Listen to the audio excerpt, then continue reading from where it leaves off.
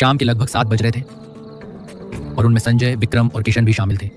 उन्हें बिल्कुल भी अंदाजा नहीं था कि यह साधारण सी लगने वाली शाम जल्द ही एक रहस्यमयी मोड़ लेने वाली है। किशन भी वहीं मौजूद था क्योंकि वह दुकान उसी की थी। गांव से काफी दूर होने की वजह से उसकी दुकान पर बहुत कम लोग आते थे और ज्यादातर समय वहां सुनसान माहौल बना रहता था। शाम ढलते ही उस जगह का सन्नाटा और भी अजीब महसूस होने लगता था। अरे संजय, आज तुम खेतों की तरफ नहीं गए क्या? अरे किशन, आजकल की गर्मी ने तो जीना मुश्किल कर दिया है।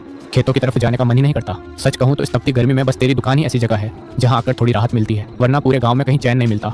असल में गर्मियों के दिनों में गांव के लोग अक्सर किशन की टपरी पर आकर बैठ जाया करते थे। उसकी टपरी के आसपास का माहौल बाकी जगहों की तुलना में काफी ठंडा रहता था। इसी वजह से खेतों या शहर की तरफ जाने वाले लोग लौटते समय कुछ देर आराम करने के लिए वहीं रुक जाते थे। लेकिन उस शाम वहाँ कुछ ऐसा होने वाला था जिसकी किसी ने न भी नहीं की थी। भीषण गर्मी के कारण उस दिन भी उसके पुराने दोस्त दुकान पर बैठे आपस में बातें कर रहे थे। अरे देखो भाइयों, केशव चाचा भी आ पहुंचे हैं। अब तो बैठकी में असली मजा आने वाला है। लगता है आज फिर कोई ऐसी रहस्यमयी कहानी सुनने को मिलेगी जो रात भर किसी को चैन से सोने नहीं देगी। तभी वहाँ केशव चाचा दिखाई दिए और उन्हें देखते ही सबके चेहरों पर मुस्कान आ गई। ऐसा इसलिए था क्योंकि केशव चाचा अक्सर ऐसी रहस्यमयी और डरावनी कहानियां सुनाया करते थे जिन्हें सुनकर अच्छों के रोंगटे खड़े हो जाते थे। केशव चाचा, आज आपको आने में इतनी देर कैसे हो गई?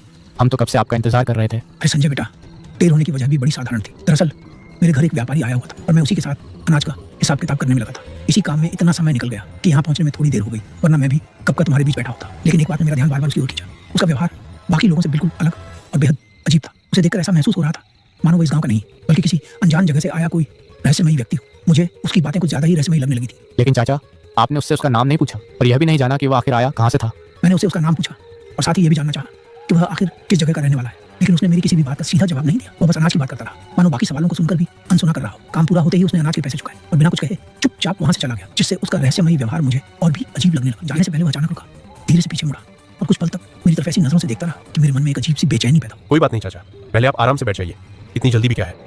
फिर इत्मीनान से हमें पूरी बात बताइए। कुछ ही देर में केशव चाचा भी उन नौजवान लड़कों के बीच आकर बैठ गए और फिर डरावनी कहानियों का दौर शुरू हो गया। बातों बातों में चर्चा रहस्यमयी घटनाओं, भूत प्रेत और उन अजीब छलावों तक पहुंच गई जिनका नाम सुनते ही लोगों के मन में डर पैदा हो जाता था। मैं तुम लोगों को पहले भी बता चुका हूँ कि उस मंदिर के पीछे वाले इलाके में कई रहस्यमयी हादसे हो चुके हैं और हैरानी की बात यह है कि ऐसी घटनाएं आज भी रुकने का नाम नहीं ले रही हैं। चाचा, गांव में तो लोग तरह तरह की बातें करते हैं। कहते हैं कि वहाँ कभी एक बच्चे की डूबकर मौत हो गई थी। लोगों का मानना है कि उसकी बेचैन आत्मा आज भी रात के अंधेरे में भटकती है और जो भी उस रास्ते से गुजरता है उसके साथ अजीब और डरावनी घटनाएं होने लगती है। लेकिन चाचा, कुछ लोगों का तो यह भी कहना है कि उस रहस्यमयी साये ने कई लोगों की जान तक ले ली थी। ये बात कितनी सच है कोई नहीं जानता। बिल्कुल सही कहा विक्रम। अगर इन रहस्यमयी मौतों और हादसों का सच जल्द सामने नहीं आया तो ये हमारे पूरे गांव के लिए बड़ी मुसीबत बन सकता है। हर बीतते दिन के साथ खतरा बढ़ता जा रहा है और अगर हमने समय रहते इसका कोई हल नहीं निकाला तो न जाने आगे और कितने लोग इसकी चपेट में आ जाएंगे। चाचा, बचपन की बात से याद आया। गांव के लोग अक्सर एक घटना का जिक्र करते हैं। कहते हैं कि बचपन में आपके साथ कुछ ऐसा हुआ था कि आप रोते हुए घर लौटे थे। क्या वो बात सच है या फिर लोगों ने उसे बड़ा चढ़ाकर एक कहानी बना दिया है? अगर सच है तो आज हमें भी पूरा किस्सा सुनाइए। अरे संजय बेटा, उस घटना का जिक्र मत करो।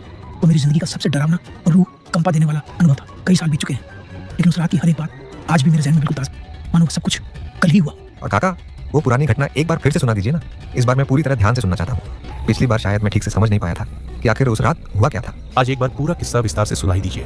वैसे भी आज महफिल जमी हुई है और आपकी कहानी सुनते सुनते पता ही नहीं चलेगा कि समय कब गुजर गया। ठीक है बच्चों, अगर तुम सब इतनी इज्जत कर ही रहे हो तो आज मैं तुम्हें वह घटना सुनाता हूँ। लेकिन याद रखना, जो किस्सा मैं बताने जा रहा हूँ वो कोई घड़ी हुई कहानी नहीं है। ये मेरी अपनी आंखों से देखा हुआ सच है। एक ऐसी घटना जिसने मेरी जिंदगी हमेशा के लिए बदल दी थी। और सबसे हैरानी की बात तो यह है कि उस घटना के बाद मेरी सोच ही बदल गई। उस समय मेरी उम्र लगभग 15 वर्ष रही होगी। एक शाम करीब 7 बजे का समय था और न जाने क्यों उस दिन मुझे मछली भात खाने की जबरदस्त इच्छा हो रही थी। लेकिन मुझे बिल्कुल भी अंदाजा नहीं था कि उस साधारण सी इच्छा के कारण मैं एक ऐसी रहस्यमयी घटना का सामना करने वाला था जिसे आज तक नहीं भूल पाया हूँ। संयोग की बात थी कि उस रात अमावस्या थी। मैं अपनी माँ के पास गया और उन्हें जगाने की कोशिश करने लगा। माँ उठो, माँ प्लीज उठो, मुझे बहुत जोर की भूख लग रही है। माँ दिन भर के काम से बेहद थकी हुई थी, इसलिए गहरी नींद में सो रही थी। कुछ देर बाद उनकी आंख खुली और वे धीरे धीरे उठकर बैठ गई, जबकि बाहर का अंधेरा माहौल को और भी रहस्यमय बना रहा था। बोल बेटा, क्या बात है? मुझे क्यों जगा रहे थे? माँ, मेरी हालत बहुत खराब हो रही है, कृपया मेरे लिए मछली भात बना दो। लेकिन बेटा, खाना तो पहले से बना हुआ रखा है, तुम जाकर आराम से खा लो। नहीं माँ, मुझे तो बस मछली भात ही खाना है। मेरा मन उसी के लिए बहुत बेचैन हो रहा है। प्लीज माँ, बना दो ना मछली भात। नहीं बेटा, आज मछली भात बनाने का बिल्कुल भी मन नहीं है। अमावस्या की रात है और ऐसे समय पर मछली बनाना मुझे ठीक नहीं लग रहा। तुम जिद मत करो, कल मैं तुम्हारे लिए अच्छे से मछली भात पका दूंगी। मैं कुछ और नहीं खाऊंगा। अगर मैं खाना खाऊंगा भी तो सिर्फ मछली भात ही, वरना मैं कुछ भी नहीं खाऊंगा। ठीक है, फिर तुम बाजार जाकर मछली ले आओ और जल्दी वापस आ जाना। रास्ते में कहीं रुकना मत। ठीक है माँ, मैं अभी जल्दी जाकर आता हूँ, आप चिंता मत करो।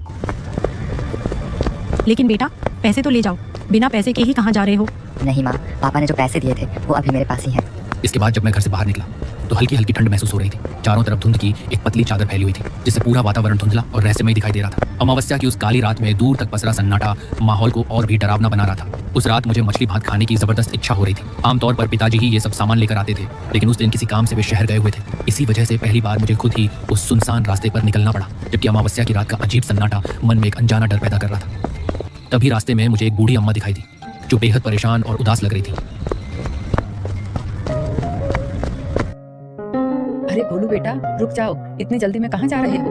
मैं तो बस बाजार सामान लेने ही जा रहा था, जल्दी वापस आ जाऊंगा। बेटा, मेरा एक काम कर देना, जरा वैद्य जी को बुला कर ले आओ। तेरे काका की तबीयत बहुत ज्यादा बिगड़ रही है और घर पर अभी कोई भी मौजूद नहीं है, इसलिए जल्दी जाना जरूरी है। इसलिए मैंने अम्मा से कहा कि वे चिंता न करें, मैं अभी वैद्य जी को बुलाकर लाता हूँ। यह कहकर मैं तुरंत मुड़ा और तेजी से वैद्य जी को बुलाने निकल पड़ा।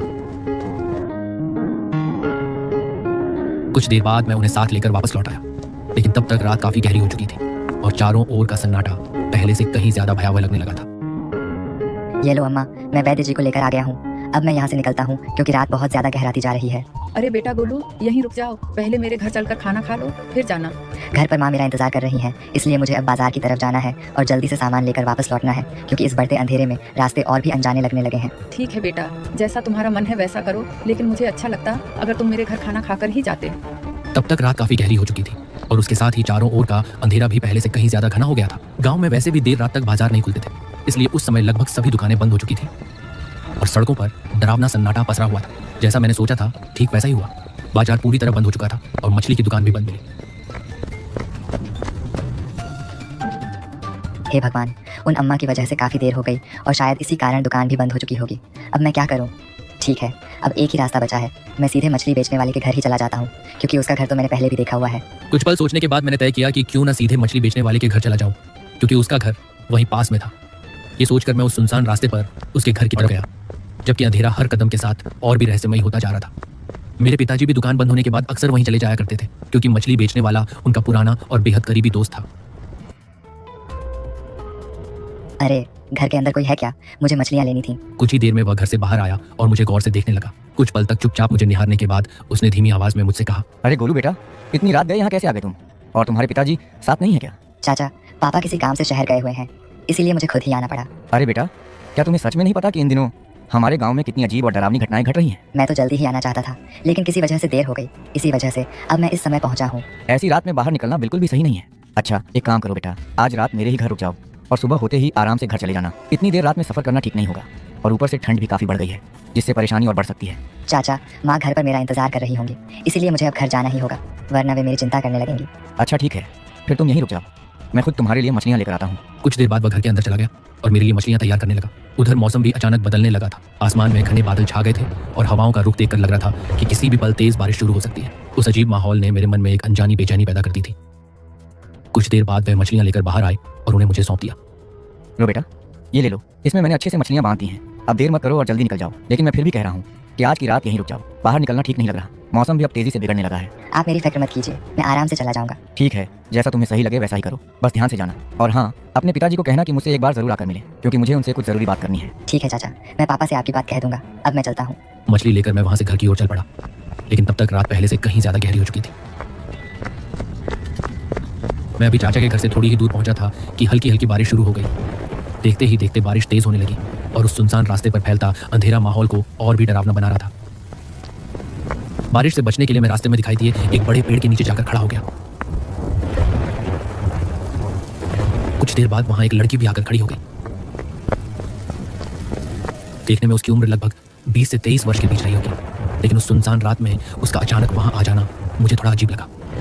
दीदी, आप इतनी तेज बारिश में कहाँ से आ रही हैं? दरअसल मैं इस गांव में अपनी बुआ के घर आई हुई थी। जब मैं बाजार से घूमकर वापस लौट रही थी, तभी अचानक तेज बारिश शुरू हो गई। मैंने देखा कि आगे का पूरा रास्ता कीचड़ से भर चुका था, जहां चलना मुश्किल ही नहीं बल्कि खतरनाक भी हो गया था। इसलिए मजबूरी में मुझे वहां से हटकर किसी दूसरे रास्ते से जाना पड़ रहा है। क्या सच में आगे का रास्ता इतना खराब हो गया है जैसा लोग कह रहे हैं? हाँ, मैं सच ही कह रही हूँ। आगे का रास्ता पूरी तरह बिगड़ चुका है। जहाँ देखो वहाँ सिर्फ कीचड़ ही कीचड़ फैला हुआ है। इसी वजह से मैं मजबूरी में कोई सुरक्षित रास्ता ढूंढने की कोशिश कर रही हूँ, ताकि बिना फंसे आगे निकल सकूँ। वैसे मुझे भी उसी तरफ जाना है, अगर आपको ठीक लगे तो मैं भी आपके साथ ही चल लेता हूँ। हम दोनों वहीं खड़े होकर बारिश रुकने का इंतजार करने लगे, लेकिन बारिश थमने के बजाय लगातार और तेज होती जा रही थी। समय जानने के लिए मैंने उस लड़की से पूछने का सोचा, लेकिन तभी मेरी नजर उसकी कलाई पर गई। ध्यान से देखने पर पता चला कि उसके हाथ में कोई घड़ी नहीं थी और न जाने क्यों यह बात मुझे उस अंधेरी रात में कुछ अजीब सी लगी। बातों ही बातों में उसने बताया कि वह भी काफी देर से रास्तों में इधर उधर भटक रही थी और अब उसे किसी भी हाल में जल्द से जल्द अपने घर पहुंचना था। उसकी बात सुनकर मुझे थोड़ा अजीब लगा, क्योंकि इतनी गहरी रात और ऐसे मौसम में किसी का अकेले भटकना अपने आप में एक रहस्य जैसा लग रहा था। कुछ देर बाद बारिश भी थम गई। इसके बाद हम दोनों साथ साथ आगे बढ़ने लगे। कीचड़ भरे रास्ते से बचने के लिए हमें जंगल की ओर जाने वाले पगडंडी वाले रास्ते से जाना पड़ा, क्योंकि उस समय वही एक रास्ता था जो अपेक्षाकृत साफ और पथरीला था। उस सुनसान राह पर बढ़ते हुए माहौल पहले से कहीं ज्यादा रहस्यमयी महसूस होने लगा था। हर कदम के साथ जंगल और भी घना होता जा रहा था। चारों तरफ से आने वाली अनजान चीखनुमा आवाजें दिल की धड़कनें बढ़ा रही थी, मानो अंधेरे में कोई हमें देख रहा। साथ चल रही वह लड़की भी मुझे सामान्य नहीं लग रही थी। उसके व्यवहार में कुछ ऐसा था जो बार बार मेरा ध्यान अपनी ओर खींच रहा था। वहीं मेरे मन में घर की चिंता भी बढ़ती जा रही थी, क्योंकि रात लगातार बीत रही थी और मुझे डर था कि इतनी देर से पहुंचने पर माँ बहुत नाराज होंगी। दीदी, मुझे ये रास्ता बिल्कुल भी सही नहीं लग रहा है। ऐसा महसूस हो रहा है जैसे इस रास्ते से आगे बढ़ेंगे तो बहुत ज़्यादा देर हो जाएगी। काफी देर तक जब उसकी तरफ से कोई जवाब नहीं आया तो मैंने हैरानी से पीछे मुड़कर देखा, लेकिन पीछे का नजारा देखकर मेरे पैरों तले जमीन खिसक गई। वह लड़की वहां कहीं नहीं थी। ऐसा लग रहा था मानो वह कभी मेरे साथ थी ही नहीं। ये दृश्य देखकर मैं पूरी तरह सन्न रह गया और मेरे शरीर में डर की एक ठंडी लहर दौड़ गई। उस रहस्य घटना के बाद अचानक मुझे माँ की कही हुई बात याद आ गई। घर से निकलते समय उन्होंने मुझे चेतावनी दी थी कि आज अमावस्या की रात है और ऐसी रातों में बेवजह बाहर घूमना ठीक नहीं माना जाता। माँ की वो बात याद आते ही मेरा दिल जोर जोर से धड़कने लगा, क्योंकि जो कुछ अभी अभी हुआ था वह किसी साधारण घटना जैसा बिल्कुल नहीं लग रहा था। उस पल मुझे महसूस हुआ कि मैं किसी बेहद खतरनाक और अनजाने जाल में फंस चुका हूँ। फिर भी डर को दबाकर मैंने हिम्मत जुटाई और आगे बढ़ने का फैसला किया।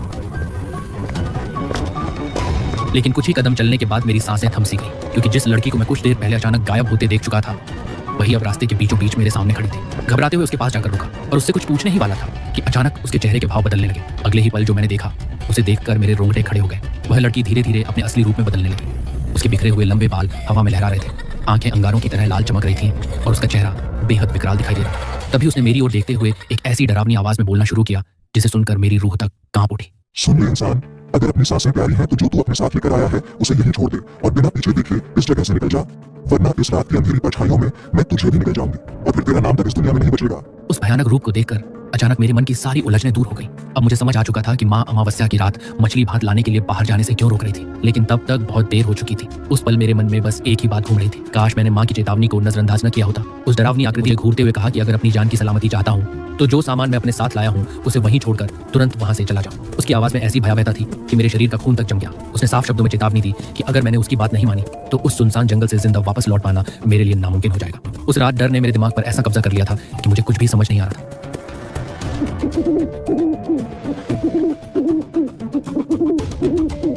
जब मेरी आंख खुली तब पता चला कि अगली सुबह गांव वालों ने मुझे बेहोशी की हालत में पाया था। उधर मेरी माँ मेरी हालत देखकर बुरी तरह टूट चुकी थी और उनकी आंखों से आंसू रुकने का नाम नहीं ले रहे थे।